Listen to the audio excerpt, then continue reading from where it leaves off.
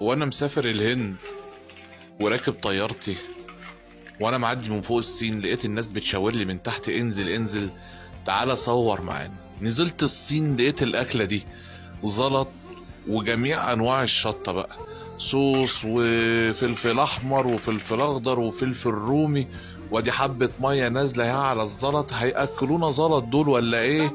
هي مش عارف. هي دي الاكله دي لما سالت عليها بيقول لك توسعه البواسير، هيجي لنا البواسير وهيوسعوها لنا بالزلط.